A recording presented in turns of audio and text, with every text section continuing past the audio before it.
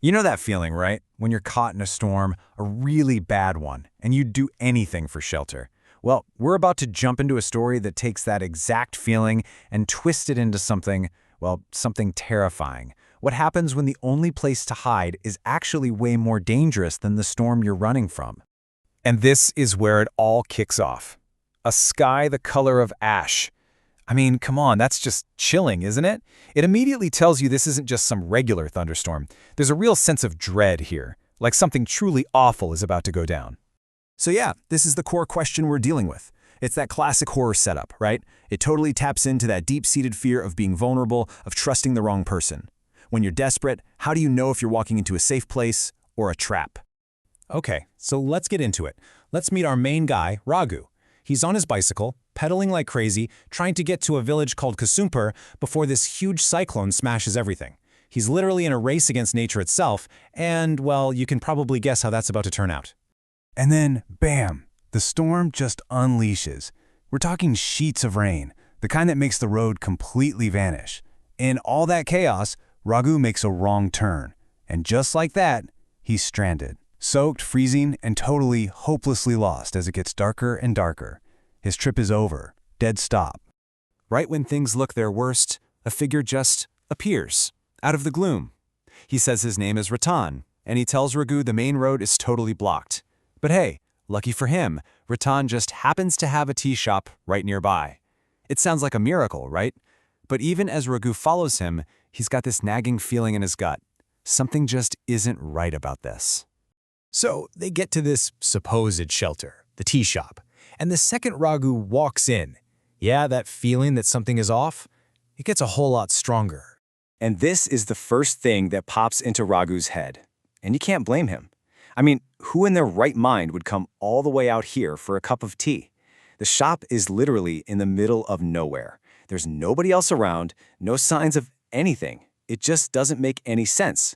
And that's the first major red flag for him and for us. And this is where things get really weird, really fast. It's the little things, you know? First, there's this constant smell, like something's burning, even with all the rain pouring down. Then, Ratan serves him tea, like instantly, way too fast. But the creepiest part?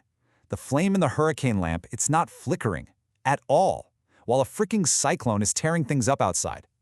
These little details, they all scream that something is very, very wrong here. All right, so the night just drags on. The storm isn't quitting, Raghu is stuck, he's on edge, and that's when his host decides it's story time. And trust me, this story, it's going to explain a lot. So apparently, Raghu dozes off and has a nightmare. Ratan sees he's freaked out and says, "Hey, to keep the bad dreams away, let me tell you a little story about this place. A story about what happened on this exact spot 3 years ago." It's a classic setup, right? The story within a story, where you just know the real truth is about to come out. And Ratan's story is dark. It goes like this. The original shop owner marries this beautiful woman, Jumar. After a while, a guy named Shankar starts coming around all the time, and the husband gets suspicious, thinks they're having an affair. Then, one night, a stormy night, just like this one, he comes home early and catches them together. And he just snaps. He kills his wife, then hangs Shankar from the rafters. And to finish it all, he sets the whole place on fire with himself inside. Just a complete, horrifying tragedy. And this is the absolute peak of the story Ratan's telling. He literally threw the burning lantern onto his wife's body. The whole place goes up in flames, and the man just stands there and burns with it. I mean, can you imagine? He doesn't even try to run. He just ends it all right there. It's an absolutely brutal ending. So, the story ends. The long night is finally over, and the storm clears up. You'd think the worst is behind him, right? Nope. For Raghu, the real nightmare is just about to start. Raghu wakes up, and Ratan is gone, just vanished. Raghu doesn't waste any time, he's just desperate to get out of there. He jumps on his bike and starts riding. But then, a few minutes down the road, that sinking feeling hits. His money bag. He left his bag with all his money back at the shop. He's got to go back. He has no other choice. And when he gets back, there's nothing there. No tea shop, no friendly host, no sign of anything. Just the burned-out ruins of a building in the middle of a field. The warm, cozy shelter he spent the night in, it was never real. The whole thing was an illusion. So just imagine what's going through Raghu's head right now. His mind is just blown. He's trying to make sense of it. The place he stayed in last night literally burned to the ground 3 years ago.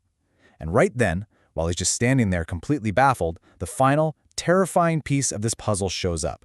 Someone is standing in the middle of the ruins, and they're holding his bag. A voice just says, "Are you looking for this?" Raghu spins around, probably expecting to see Ratan, but what he sees is not Ratan, not even close. It's a woman, and as he's looking at her, her head covering slips. Her face, it's stained with blood. There's a gash on her neck, exactly like in the story Ratan told. And then this awful, foul smell of raw blood just hits the air. It's her. It's Jumar, the murdered wife. Suddenly it all clicks. He wasn't just hearing a ghost story. He was in the ghost story. He spent the entire night with the ghosts. And that just leaves us with this one, final, really unsettling thought. Raghu, somehow, he got away. But what he experienced, it feels like a loop, a tragedy that just keeps replaying itself. Which really makes you wonder, doesn't it? How many other travelers, caught in a storm just like him, stopped in for one last cup of tea and never left?